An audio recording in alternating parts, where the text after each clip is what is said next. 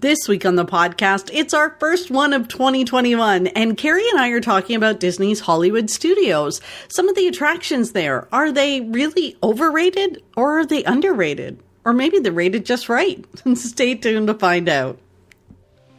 Hi, I'm Francine, and you're listening to the Pixie Dust Fan Podcast, a podcast where our first topic of conversation will always be Disney. I've been a Disney fan for as long as I can remember, and I'm determined to bring more of that Disney magic into my everyday life. So if you need a little extra pixie dust in your day, you've come to the right place. Thanks so much for listening, and let's get started.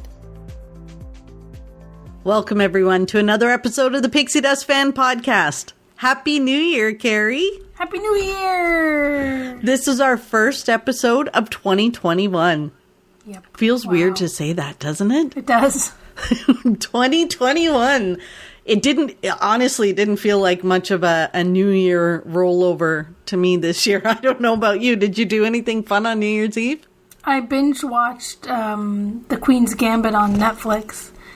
Is what I did on New Year's Eve, and then New Year's Day I binge watched Cobra Kai. So I binge watched a lot. So I've we were chatting before about what, like, if there's any Disney news to chat about, and I've been kind of zoned out the last couple of days. I've been really chilling, watching Netflix, and I've haven't been paying too much attention to my phone and social media. I've been puzzling, watching TV. Me too. Like, I think it took me that long, like when work was when I was done work, because my office is closed over the holidays. Like, the first couple of days I was like cleaning the house and like trying to get things knocked off my list, and then it was Christmas, and then it was kind of Christmas cleanup. It took me like a while to like get into the zone where I felt I could chill out. Christmas cleanup because you had so many decorations. I had to put away my Christmas trees. Your two little Christmas trees? No, more so like I was trying to get stuff off my to-do list, right? So I had a little list, and I was working through it, and I found it took a week or so before I really felt I wanted to just chill it, because I always have the expectation to get stuff done, right? I've got the time off work. I need to make the most of it. So it took a while, but I finally got into that groove, and the binge watching commenced finally. Now I'm like, holy snap. I've been binge watching for days, and I'm trying to kick my butt in gear to do stuff. Yeah. To get back into that to-do list. Well, because really that's what happens. This is the week of everything's kind of back to normal. And, after the holidays, I always find that week between Christmas and New Year, and I've seen so many people say the same thing. That week between Christmas and New Year, you don't know what day it is. You don't know what's going on. Are you going back to work? Are you not? Like, you have no idea what's going on. That whole week between Christmas and New Year. Yep. That's pretty much it. Yeah. Yeah, I did the same. New Year's Eve, I was puzzling. I've become a puzzler now. Because I was staying at my sister's house. And, so I was doing puzzles. She has a ton of puzzles.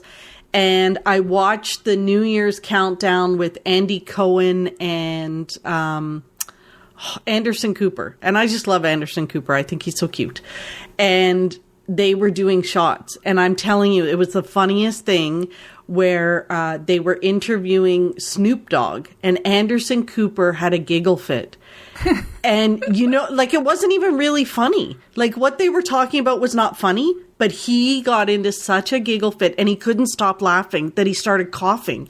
And then Andy Cohen was yelling at him because he was coughing in his ear through the mic. It was, you know what? It made me laugh. It was the first giggle I had in 2021, and it was fun. That was my excitement. And then, of course, on New Year's Day, I binge watched Cobra Kai. Oh, I love it. I've turned you into a crafting, binge-watching puzzler. What have you done to me? Well, it's funny because we started watching, my sister and I. She's right into it too. And I think we were on episode 7, and there were 10 in the season. And episode 7 ended, and she's like, "Oh no, how many more of these are there? Like, are we almost at the? It can't almost be over." And I'm like, "We've been sitting here watching this for hours. It's almost over." It was so good. It was so good. If you haven't, for everyone listening, if you have not had a chance and you were a fan of the '80s, and even just like the Karate Kid, the '80s itself, like. It's just the soundtrack, the music, everything in it. It's so much fun, and they've really done a great job of the characters, and it's fun. They've made it is so meant for the fans. Like those guys that put this together are the biggest fans, and I think that's their priority, is making something that they think is totally rad and awesome, and it makes sense, and it's great, and it's just the best. It really is. Like I giggle so much at all the throwbacks and all, and like yeah, me too. So we had a good giggle. So that's So that was our New Year's. Sounds so perfect. Exciting. Really puzzling and Daniel LaRusso and Johnny Lawrence. Yeah, that was the new year, so we're happy to be in 2021 and looking forward to all sorts of great stuff this year. I can't wait. Hoping to get to Disney soon, and it'll all be good. So I did spend a little bit of time scrolling TikTok, Instagram, Facebook, all of those things. And one of the guys I follow, he's a bit crass, I don't know a better way to say it, but he's also very, he's like my kind of motivation. He's a rough around the edges Tony Robbins kind of guy about business. His name's Gary Vaynerchuk. And, I always, I send you stuff. I'm like, Gary V posted this, Gary V posted that. Anyway, so he has this little thing that he's doing with his guys where they throw things at him and say, is it overrated or underrated? So stupid things like, for example, like Fruit Loops. Are they overrated or underrated? Or a TV show or a brand or, even an athlete. And he talks about why he thinks they're overrated or underrated. So I said to you, that would be kind of fun to do a Disney edition of what's overrated or underrated, especially attractions and stuff, right? Like, so for people that go every couple of years or things like that, and they're hearing all this hype online about different things, is it really something that should be the top of your to-do list, or is it worth the hype that they're talking about? So we thought cool. I thought it would be fun. Yeah, so inspired by Gary Vaynerchuk. Gary V. He's so much fun. If you guys haven't checked him out, he's on all the social platforms. And but just and his story is awesome, like where he came from and how he built his business. And he's incredible. He's like huge. I don't even know how to explain what he is or what he does or what he's accomplished. But he's good. But he is also, his language is not for little ears. So if you're going to listen to him, make sure there are no little ears in earshot. Yeah. Okay. So Cats, cover your ears. Cats. So we thought we would do Hollywood Studios, since it seems to be all of the rage right now. And I can't even tell you, like every day on Facebook and Instagram, somebody's posting about getting boarding group for Rise of the Resistance and things like that. So we just figured we'd start with Hollywood Studios and do some of the attractions there. Yeah, makes sense. Makes sense? Because it's the most popular. So I think we may just have to start with Rise of the Resistance. And there is Galaxy's Edge, Star Wars Galaxy's Edge. How about we start with the land? Start with the land. Start with the land. Well, if we start with the land, so what do you think? Is it overrated or underrated? Or is it properly rated? Like, is the hype really suitable for the land? And it's important I'm asking you first, because you're not like an over-the-top Star Wars fan. I think it's properly rated. This is where I'm going to struggle with this, because you threw this one at me, and I need time to stew on things before I decide. But you gotta feel about things. You gotta go with your gut, Carrie. And then I'm like, well, what if it's not over or under? What do we say? You say it's properly rated. I think it's properly rated, and I say that because I compare it to to other areas like Cars Land, which I think is properly rated, and I think. See, I think Cars Land is underrated. Well, I don't think so. I don't think it's underrated. I think really. Yeah, because I think it's the most popular place in California Adventure to be. Yeah, true. Maybe I feel like it doesn't get the props. I don't think it gets enough props for how fantastic it is.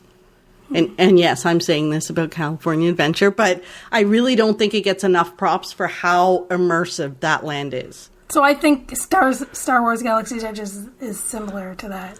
Very immersive. It's really as perfect as Cars Land is, I would expect. And from being in the land and seeing serious, like, Star Wars fans, like, lose their mind, go bananas over it, like, I'm assuming that it is exactly that if you were all in Star Wars since you were a little kid. Yeah, for sure. I agree. I think for Star Wars fans, it's properly rated. I think for non-Star Wars people, it's a little underrated. Like, I don't think people recognize or can appreciate until they've seen it how big and how immersive it is. It's kind of it's almost like Avatar and Pandora in Animal Kingdom, right? Like, I'm not a fan of that movie. I don't like the movie. But that land, there's no debating how beautiful that land is. But I wonder, but yeah, we can't look at it from that perspective from Star Wars because we're fans. So, right. Like, I would think that the people that know nothing, like little kids or people that have never seen Star Wars, they must walk into that land and feel the same way they feel as when they lay eyes on Pandora. Exactly. Yeah, I think so. Okay, so now you've got to talk about inside that land. Mm-hmm. So Rise of the Resistance. Oh, I thought you were going to ask about the blue milk and the Ugh, Just joking. Yeah, those are both overrated in my opinion. Those milks are way overrated. Like, ugh. Nobody wants to drink Skittles. Like, I know I've heard lots of people go on about it, but no, thank you. That milk is way overrated, especially for the price. The only reason you drank it is because you said you didn't want to throw away after I'd spent the money on it. Exactly. That's how it really was not good. I couldn't put my finger on what it tasted like. That's another thing too. Yeah. Like, at first I couldn't decide what the flavor was or what the heck it tasted like. Yeah. Yeah, I'm pretty sure it's like Skittles. Yeah, it was kind of gross. And I'm not a fan of milk to begin with, so... Bleh. Well, I don't think there's any milk in it, but I think probably. Okay, so Rise of the Resistance, Carrie. You got a chance to do it in January. So, oh my gosh, can you believe that was a year ago? You got a chance to do it. Rise of the Resistance. I'm really good at this game. Come on. Is it overrated or underrated or properly rated? It's properly rated. Like, I'm going to say that for everything in Galaxy's Edge. Maybe not. I might throw you for a loop for the next one. Oh, really? I can't say that it's underrated, and it's definitely not overrated. Like, so I think, the hype is the hype, because there is so much hype. Because there is so much hype about Rise of the Resistance, I say it's properly rated. Because it's that good. And it's so different. It's like, it's something that we've never experienced before, the way that the ride is. So, yeah. Right. Yeah, I did a post the other day on Facebook about it, and somebody commented and said, I don't get it. Is it a show or a ride? And my answer was, it's both. Like, it's an experience. It's not just a ride. It's not just a show. It's everything rolled into one. You walk into a Star Wars movie and you come out of a Star Wars movie. Like, that entire time you're in there, you're in a movie. And that's just what it is. So yeah, I think the hype is not blown out of proportion at all. I agree. Okay, so then this is where you're going to throw me for a loop, right? It's the Falcon. You're going to say something about the Falcon. Are you so the Falcon overrated or underrated? Why am I the one that has to answer first? I'll go first. I'm more than happy to say I think the Falcon is underrated. 100% underrated. As soon as Rise of the Resistance opened, it's like the Falcon was forgot about. There's no hype about it. It's like everybody forgot about it. But like at the end of the day, you are a Star Wars fan who grew up in the 70s, who saw Han Solo fly that Falcon, and you get to step inside the Falcon and fly it. Yeah, it's perfectly it's It's underrated. a perfect ride. It is underrated, but like from what you had said, you're right. Like it's sort of like everyone goes into Galaxy's Edge now and is so worried about Rise, and then they kind of look over there and they're like, oh yeah, that's the Falcon. Yeah. Like, I think, so I love Rise of the Resistance. I think it's so incredible and overwhelming and all of that. But if I could go to Star Wars Land today and only ride one, I would go to the Falcon. Right. Because I think the ride is perfect for me because, that middle, of the mid-range fan and I think I don't like it makes me feel yucky, so I'm not gonna run to it. But I think it is perfect. Like the way when you walk in the lane and you see that Falcon just sitting there, picture perfect, just waiting, and you go in and the experience and being in the ride is awesome. But yeah, I think it has. I watched a video a YouTube video where I think it was. I'm trying to think if it was Christmas. I don't know if it was Christmas Day or right around the holidays, and because they have or maybe it was over the holidays, and I guess because you can pick your boarding pass from outside the park now. Yes. You can go into the park at opening, and you can walk right on to the Falcon because everyone's worried about getting that boarding pass, and then it's kind of far back in the park too, so it's a hike. So you get in the park and it's your priority to get back there. Like you're walking around Galaxy's Edge and there's not a lot of people there, and you can easily ride the Falcon because it's not everybody running there to wait for their boarding pass, to get their boarding pass or whatever. It's just different, and I thought that was really weird. That ride's fairly new. It should still be a top priority for everybody. But I think a lot of the locals, too, are getting their boarding passes from home. They're just, getting up in the morning, having their breakfast, getting their boarding pass for the afternoon, and they're not coming to the park first thing in the morning. And if you don't get a boarding pass, and that's your main reason to go to the park, you just change your plans? I guess. With the park passes, it might not be as easy, but generally the park passes that are sold out booked up are Hollywood Studios anyways, right? Exactly. So, and now that park hopping's back, people could do that too. Yeah.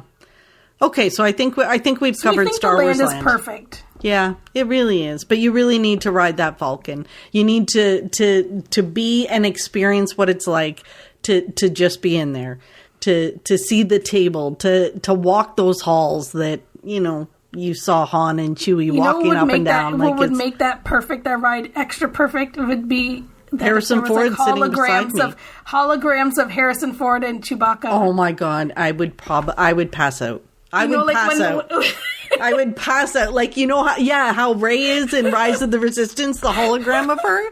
Oh my gosh. When you're in the ride and there's empty seats, all of a sudden Han Solo. The holograms fill the spots. That would be. Can you imagine? I would faint. And then he just turns and says, "Hello, Francine. I've been waiting for you." Because your magic band, you're wearing your magic. He knows it's me. That would be great. That's how to plus up that ride. That's definitely how you plus that ride. Yeah. But it is more of a traditional ride compared to what you get with. Oh, for sure, right? For sure. It's definitely more of a traditional attraction that Disney has than Rise of the Resistance. And if you don't go to the theme parks every single day or often, then your priority is always the things that are the most popular, like what everybody else wants to do. So So this is why we're doing this episode, to tell you if there's stuff that just isn't worth the hype. Right? Okay. Yeah, right? I got it. I don't know if we have anything. Okay. Okay, so why don't we move over to the other immersive land that's there, which is Toy Story Land. The land itself, do you think it's overrated, underrated, or just perfect? Overrated. Yeah, I do too. Why? See, we talk about being different, but sometimes with these things, I think we're the same. I think the land itself is overrated. Yeah. Because I think they could have done so much more with it, and it's not big enough for what they wanted to do. Yeah. That's my opinion. Like, I think, like, I love the details. I love, the shoe prints in the ground and all that, but it's so compact that I feel like you don't get a chance to appreciate all those details, because it's usually doesn't matter when you're there, because it's so small. Like, you're kind of on top of each other in there. You go in for the attractions and you leave. Like, you're not going to hang out. Yeah, it doesn't really feel like a land. It feels like a breeze through with a couple of attractions in it. Yeah, like even Woody's lunchbox. It's the food. I love the food there, but there's not enough seating in there. There's not enough places to grab something and eat in there. They could have done so much more with that. But, yeah. But, okay, so we think the land itself is overrated. But then let's talk about some of the attractions. So what about Slinky Dog? I think Slinky Dog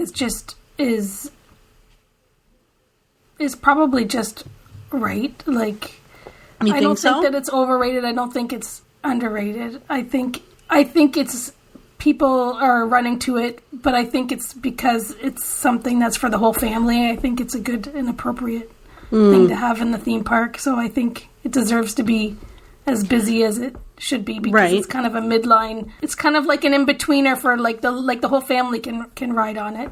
Yes. Yeah, so I think... And it's fun. I think it's a bit overrated. And you know what? It's funny because I love it. But for the hype and we've got to get Slinky Dog Dash and we have to be there and the 2 and 2.5 hour lineups that were there for it, I think it's a bit overrated for that. I think it's overrated when you think of it from our perspective, but not if you think of it from a kid's perspective. From a kid's perspective or a family's perspective, that there's something that their littler ones can go on. It's not Tower of Terror. It's not Rock and Roller Coaster. Right. Absolutely. Yeah. Like I'm not waiting in line for any. Like, if anything that I would wait, the only thing I would really wait in line for at Hollywood Studios or Toy Story Land is Midway Mania. Yeah. I'd wait in line for that all day long because I think it's so much fun. Yeah. All these years later. Well, and I think that's it. I think Slinky Dog is absolutely, it's a fantastic attraction. It's smooth. It's fun. It's not massive. It's not Rock and Roller Coaster. It's perfect for the whole family. I just think that it's almost been hyped too much. Because it's a bit of a shorter attraction, but it's smooth. I love it. But everything that's brand new is always hyped. And that's it's true. Like however long, like how long it stays hyped, like depends on what's in the park and what else there is to do. At Hollywood Studios, there's a lot of things right now that are like, I think getting like Hollywood Studios is a whole hype park right now. Mm-hmm. And the thing is with Galaxy's Edge, it was so impossible. You had to wait in line for the Falcon. You have to do the boarding passes for the other attraction. Like, it's because of that, then everything else remained, like Toy Story Land for sure remained busy, because if you didn't want to wait in line or you couldn't get a boarding pass, then what's the next place you're going to run to? You're going to run to Toy Story Land, because that's the next. And really, there's some people that just are like, I don't care about Star Wars. I've had people say that to me. I don't care about Star Wars. And you're like, okay, well, wait till you see it. Or yeah, that's true. So in Toy Story Land, though, what about alien swirling saucers? Do you think that's overrated, underrated, or in Carrie's Land where everything's properly rated? Well, I think again, like I need time to think these things through. true. Like, I look at it this way that... How many days did you want to think about this? This is just, like, you're not picking your future here. You're weighing in on the... No, but I just may have different things to say once it stews a little bit.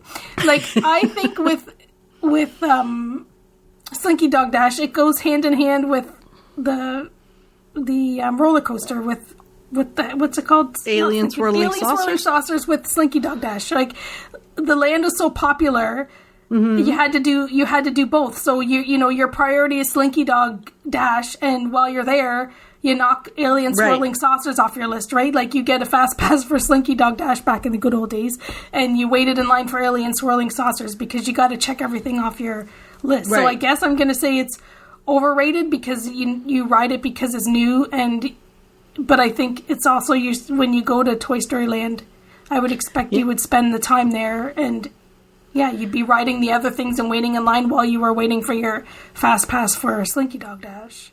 Yeah, I think it's a bit overrated because I think it's kind of like, it's almost like the teacups without the spinning.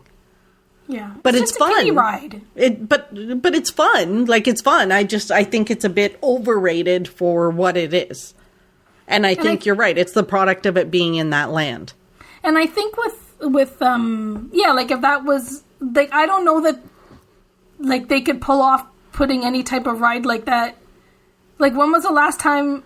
Well, Cars Land, they have Mater's. Yeah, they have Mater's Junkyard Jamboree there. So it kind of fits, I guess, that it's kind of just like Mater's Junkyard. It's exactly the same. It's just you're sitting in a swirling saucer instead of a but they would they plop a ride like that into Fantasyland? No. Like, no. You know, they could. Well, no, they'd make it a teacup. Because it's been there, it's done, right? Like, yeah. So I think that ride's kind of, that type of ride is kind of has tricky. A place. Yeah, it has a place. It definitely has a place. And maybe that's why, like, it feels, I think Toy Story, because there's Toy Story lands or breezeways in other parks, and I think they tend to have rides that are like that in there. Like, they have, like, an alien in Paris. I think they have, like, an alien drop, which looks like something that you see at a fair where the kids, like, are lifted up and they fall a little bit, like, it's but not very far. and their Slinky Dog Dash isn't a roller coaster. It's sort of like a circular. Yeah. Like, you sit in it and it goes around in a circle and, like, waves a little, like, there's wavy whatever to it. I don't know. But, like, those are, like, rides that would be in an fair. Amusement park. Fair. Yeah. Amusement park. So. Yeah. Okay. So then the last one that we have to talk about in there is Toy Story Midway Mania. And I think we're probably both going to say the same thing about this one. And you don't need days to think about it. It's underrated because of because of the land that it moved into. Because everybody's like, gotta go to Slinky Dog Dash, and then Toy Story Mania is like, yoo-hoo, I've got guns and points and air blasters and fun. Yoo-hoo. It is. I think it's completely underrated. And you know, when it first opened, it was like, it really was the Slinky Dog. You're right. And now it's kind of the forgotten child in that park because the other two came along and they're new.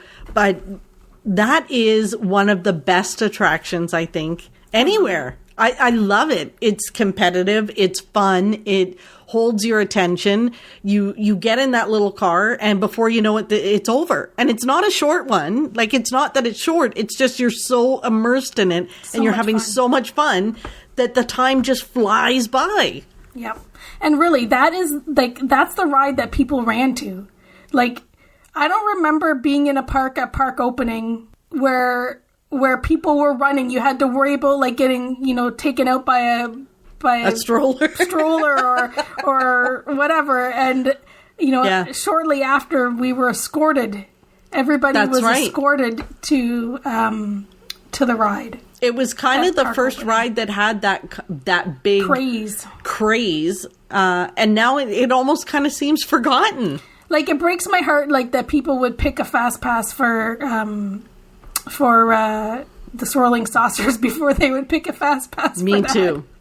Me too. Yeah, I think that one is completely underrated for what it is. I think it's fantastic. And I still tell people it's probably one of the best attractions in the land. Yeah, The I land, agree. the big land, the world, I should say, the world. In Walt Disney World? Yeah. Oh, that's a pretty bold statement, Carrie. Slinky Dog Dash? Or not Slinky Dog Dash. I was kidding. Midway Mania? You're going to have to edit that one out. My brain's not in it. What's going on with your brain today? I don't know. I can't talk because I was thrown this idea to... It's a good idea. Dash. It's a good idea. It's not Slinky Dog Dash. It's Toy Story Mania. Slinky Dog Dash. I'm going to just keep saying that. Slinky Dog Dash? Toy Story Mania. Okay, so we should move on from Toy Story Land. Yeah. Okay. All right. I'm going to give you one of the big ones. Good grief. Tower of Terror. Underrated, overrated, or just right? Well, I think it's just right, but I think that right now with Galaxy's Edge and Toy Story Land and Mickey and Minnie's Runaway Railroad, which we can't talk about because we haven't been on the ride to rate it. We haven't done it yet. That it's underrated right now because it's like an afterthought. I would agree with you. And I hate that ride. But I would agree with you. I think it's underrated for the theming and the immersive nature of the attraction and the thrill factor. It's it's over the top thrilling, and yet it tells a story, which, I think is so important in some of these attractions. And I think right now it's being overlooked. Yeah. So it's underrated in my opinion. Not that I would ever go on it again, but it's underrated. It's excellent. And the Rock and Roller Coaster, Carrie? Sort of the same thing, I suppose. Yeah. I think it's adequately rated. So I think it's a thrill ride. I think it's a fantastic coaster. I think it's too young for me. Now, I used to love it. Now I can't get on it. It's just, that's what happens. But I think the popularity is perfectly matched to the attraction. Right. And I think if we took away those two new lands, that we would say they were those lands, we would still say they were adequately rated. Like, we wouldn't say they were overrated or underrated. And right. And looking at because the parks back then, they were everything to the Muppet 3D is always there, and it's absolute perfection. I wasn't even going to ask you about Muppet 3D because I know you're going to say it's underrated and it doesn't get the props it deserves. But they were that was what the park was, right? It was where you went for real thrills. Yes. Right, because that's those were the real thrills. The adrenaline. The world, there wasn't. Yeah. There was thrills, but those were thrills you might find in other. Adrenaline junkies love those rides. Mm-hmm. And I think, it wasn't that long ago that we were talking about how Hollywood Studios was a half park day. Because there was nothing in it. You could get through it in half a day. And now these two lands have come along. And now all of a sudden Hollywood Studios is arguably one of the most popular parks right now. It's going to get bumped up on my list back to it's getting closer back up to number one, I think. Because I know. It's my favorite park. Yeah. And then it sort of dipped when they started closing stuff and replacing attractions. And now it looks like it's coming back up the other side. Mm-hmm. Interesting. Now, we didn't want to go through all of the attractions, just because, the shows and stuff like that. We could be here all day. But we did want to talk about, table service. Because Hollywood Studios is a really funny one for food. I've always been sort of perplexed about the food at this park. And I don't know why it's so perplexing to me. I think we have baggage about the food services at the park. You think so? It's emotional baggage about I think the food so, because, back in the old days, there, wasn't the greatest. And I think that it's much better now, certain quick service especially, but we still are carrying the baggage of years past. I think you could be right. So quick service for sure. I think table service? Yeah, quick service. So quick service I like in Star Wars Land, Toy Story Land. I like the food in there. I do not like the quick service on that street as you're going up to Rock and Roller Coaster and Tower of Terror. I think that's just, I don't like it at all. But the table service, it's been pretty stable the whole time. Like, it's always, they've always been there. But they always, so it's hard to get reservations at table service. And I would say the hardest ones, in my opinion, to get reservations for are 50s Primetime and Sci-Fi. Now, the question is, are these so popular because they're superior? They're superior in theming, for sure. Yeah. Or is it because, like, for so many years, nobody wanted to touch quick service in the place, so they made a reservation? So whenever you were going to Hollywood Studios, you had a table service meal because you didn't want to eat quick service? Are the restaurants just smaller so that they're harder I don't think so. Like, Sci-Fi's pretty big. It's and that's the most popular one, so that it's hard to it's really hard to get that reservation. So do you think that's overrated or underrated? I actually think it's a bit underrated. From a theming, the food is good. Like, I think people do it just because it's toted like the popular one. But I think for what it is, I think it's a bit underrated. I think it's underrated for, meaning people think because it's hard to get reservations, that's what makes it great. I don't think people talk enough about the theming of it and how great it is to sit in those little cars. The only problem I have with that restaurant is I can never read the menu because it's so dark. I haven't eaten there in years. And I think that people want to go to it because they hear that it's cool because of the theming, not because of the food. I don't think people say, I want to go to Sci-Fi because the food's fantastic. I think they hear everybody say how cool it is. To sit in the car and watch. You think little kids or big kids, the idea of being in that experience is well, where else are you going to go to a drive-in? Right. Like, there's not a lot of drive-ins left. And I find for 50s Primetime, like, some people love that theme and the interactiveness, and some people don't like it. And I find some people don't necessarily love the menu because it's just not that it's nothing different crazy about it, but you know, they might not like the menu, so they choose not to go. And you explain like what it's like with the waiters and the interaction and how funny it can be. So I find that it's popular, but you might have to convince people why that one would be an alternate choice. I always think 50s is overrated. I love the idea. I love the theming. And quite honestly, I think it would have been different if I'd been there with a whole group. So when I went, it was just my sister and I. So how much fun is that when somebody's yelling at her and it's only me to laugh at it, right? But if it was, I feel like if you were there with a big family. So much fun. It would be so much fun to have, you know, to see the interaction as a group versus if it's just two of you. I feel like it's a bit overrated if there's just two of you. I've been there a few times, and I've been probably with just two people, and I think the fun is watching the whole room because you see they may leave you alone or just tease you a little bit, but then you watch the room and you get to laugh at what they're doing in the room. Years ago when my niece was a teenager, we went in a larger group, and the waiter grabbed my niece's phone and redialed the last number and started talking to her best friend Kristen or whatever. But on our end, oh my gosh, like, we're Canadian, and like he talks to the Kristen for a minute or two, and my niece is on the hook for like lots of money, so she almost died because he picked up the phone and made a long distance call on her cell phone. Like, and this was like back when. Oh my goodness, when long distance on a cell phone was really expensive? And like, it might not even have been an iPhone back then. It could have been like a Nokia or something like that. I don't know. Like, we're talking quite a while back. My niece is in her 30s now, and she was a teenager. Oh my goodness. So yeah, they I'll never forget That's that. Fun. Like,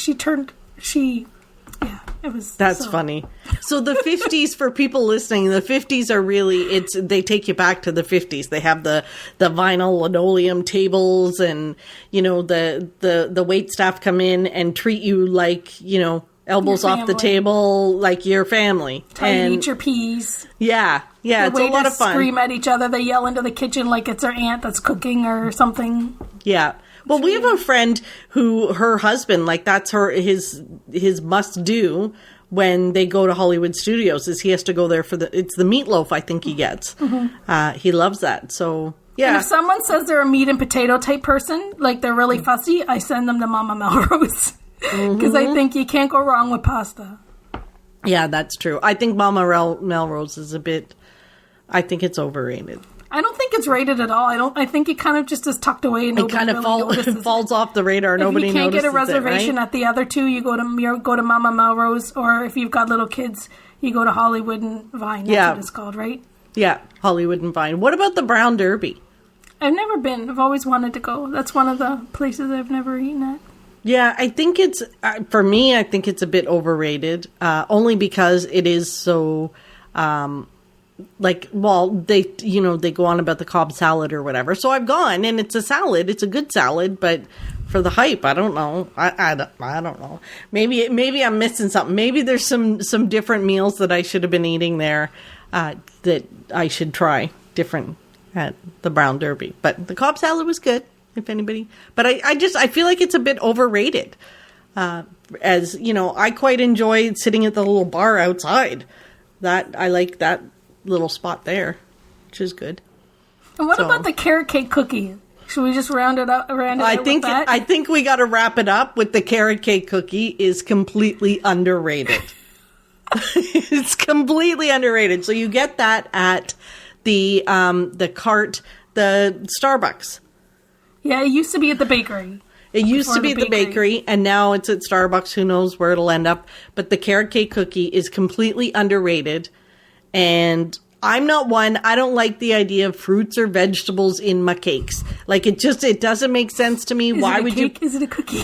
Right? A cookie, a cake, a pie. Like, I don't understand why people put fruits and vegetables and things like that in their baked items. I don't get it. But, so when people say carrot cake, I was like, no, like, why? But I can tell you that I thought it was the most delicious thing I had had in a long time. Yeah, and I think you might be able to find it in other parts of the world now, which, used to be just a Hollywood Studios thing. I wouldn't be surprised if you could find it somewhere else. Maybe that should be our mission. When you said you could find it in other parts of the world, I'm like, okay, so like around the world? You meant Walt Disney World. Walt Disney World. What else? Like, for goodness sakes. I'm thinking, I don't want to say the land, because then I'm going to, you talk about Disneyland all the time. The world. I think you were talking about. That could be our investigative report. Is the carrot cake cookie exclusive to Hollywood Studios? Or can you find it elsewhere? On our next trip, Carrie, that is our mission. Find the carrot cake cookie somewhere else. We'll have our magnifying glass, and then we'll just end up back at the Starbucks at Hollywood Studios. It was worth the wait. And we waited in that line for a long time. Mm-hmm. And it was well worth the wait. Because we had to wait however long to get into Galaxy's Edge. Well, yeah, we were waiting. We were there. And that was back when they were in the morning or whatever. That was back when they were opening the park before opening, and you could basically just and you could just get inside, and the only thing that was open was Starbucks. So everybody got inside, did their boarding pass, and then went to Starbucks. Mm-hmm. So yeah, kind of crazy to think that was a year ago. Yeah. Wow. Pretty much. Yeah. Well, Carrie, this was fun. I think this is see, you weren't sure when we got into this, but I think it's fun to talk about whether it's overrated or underrated, because it's so subjective to people. And I think when people are planning their trips and they're not sure, and it's always fun to get a different opinion. Yeah. All right, Carrie. It's been a week of fun. You were binge watching. You can't say your binge watching shows are your pixie dust. You need different pixie dust than your binge watching shows. Of course. because you talked about them at the beginning. So now you got to tell us what brought you joy this week. What was your pixie dust of the week? Well, I received a package from our friend Jamie. That was going to be mine. And it was sort of like my birthday was at the start of the month, and it was a belated birthday gift. And it was an envelope full of patches. So she had made custom Pixie Dust Fan and Pure Magic Vacations patches. But she also loaded me up with, like, all kinds of other patches. Like, I'm almost, like, the back of a jacket is ready to be patched up now because of the patches. She gave me some Disneyland, all these Disneyland patches that mean a lot to me because she knows how well, Jamie's like your Disneyland friend. Like, Jamie is your Disneyland companion. Yes. You two are perfectly matched for Disneyland. So all the patches of the things I love there, and she got me a Las Vegas patch because I love Las Vegas, and she got me a Cobra Kai patch. Like I know. That was awesome. It's so funny. A bucket or an envelope full of patches, and I squeal over the Cobra Kai one. Oh, when all the other ones are like, the Disneyland ones were awesome. Like there's all one, like every patch, she knows me so well. Every patch is perfect. And then the Cobra Kai one, I was like, oh my goodness, like where am I going to put this? Yeah. Yeah. It's awesome. So that brought me so much joy. It made my month, my quarter, my year end, my year. I just was surprised, and I loved every little bit of that. It was pretty awesome. Mm-hmm. It was. And she sent me a cat mask. You know the new cat mask they have, the Disney mask. It's black with all the little cats on it. I think it's the Dooney purse. She sent me one of those too. So nice. It was a pretty sweet package. Yeah. So, yeah. So that's my pixie dust. Ah. What's your pixie dust? Well, Jamie sent me some patches too. Of course, yeah. I got my Pixie Dust Fan one. But it's funny how well she knows us. And, you know, she sent me an Indiana Jones patch, along with my Pixie Dust Fans, a Pure Magic one, of course, and a Main Street Electrical Parade patch. And, like, that was just so kind of her. And obviously, I loved my Pixie Dust Fan ones, too. She sent me a bunch of those patches, but the parade, we watched it together in Disneyland that night. It was so special. It was such a great time. So thank you, Jamie. We were talking about how we needed to go and buy jean jackets. Like, as soon as this is over and we can get into the stores again, we're going to go buy jean jackets because this is the beginning of our patch collections. Yes. And I have a few patches that I've collected before, a few Disneyland ones, but I didn't want to, like, jump into it too crazily because, like, it's like another thing to collect.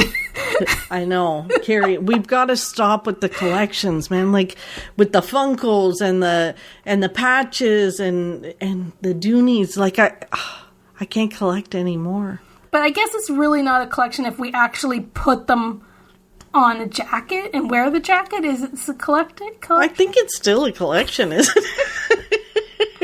I might need a couple jackets because I have some Muppet ones. Oh, you don't want to mix your Muppets with your Cobra Kai. So I have to decide, like, and I understand how when Jamie talks about, you know, how she lays them out and which should it go on. Like, I've got messages from her where she's like, should this go on my Disneyland jacket or should it go on this jacket? Like, she's got multiple jackets. Jamie has got a Marvel jacket and all that stuff. So I kind of understand now. Mm-hmm.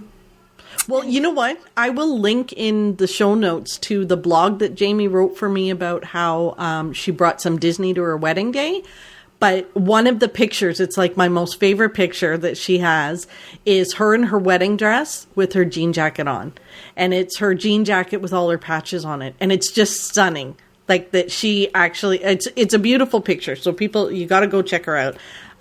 She always has, but she has multiple jackets and she can never decide which patch she orders patches from all over the place. I hope her husband knows if he listens and I'm spilling the beans. Her patches come from all around the globe. I'm sure he knows it. You might be getting her in trouble. I couldn't believe it when she told me. I was like, say what? Yeah. You do where? How much? From what? Huh? They make patches there? I know, it's kind of crazy. It's amazing the stuff you can find online. Mm-hmm. So was that your pixie dust? No, you gotta have you can't steal my pixie dust. Oh, nice man. Try. Okay, so then my pixie dust would be my Cricut machine. Oh, my little crafter. I know. My crafting, puzzling. I don't know what's happened to me, but I have my Cricut machine and I've started making some vinyl stuff. And I did try, making a t-shirt as well. That didn't kind of work out properly because, I need to read the instructions better.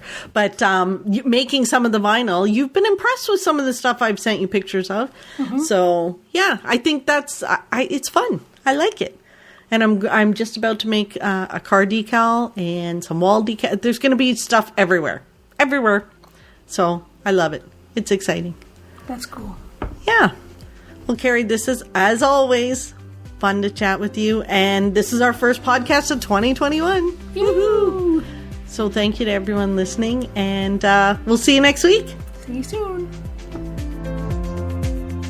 Thanks for listening to another episode of the podcast. If you'd like to support us, the best way that you can do that is tell people about us. Help us get the word out. And if you'd like, you can leave us a rating on your podcast player as well. Thank you again for all of your support. And until next time, remember, you are never too old to be young. Chase your dreams and design your own happily ever after.